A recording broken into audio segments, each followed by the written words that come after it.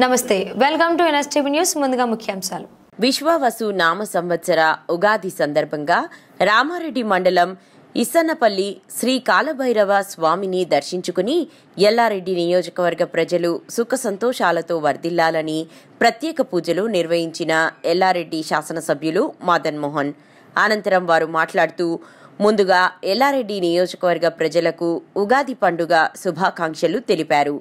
ఇటీవల జరిగిన అసెంబ్లీ సమావేశంలో కాలభైరవ స్వామి ఆలయ అభివృద్ధికి నిధులు మంజూరు చేయాలని ప్రభుత్వాన్ని కోరగా, ప్రభుత్వం ఆలయ అభివృద్ధికి 1 కోటి రూపాయల నిధులు కూడా మంజూరు చేయడం జరిగింది అని తెలిపారు.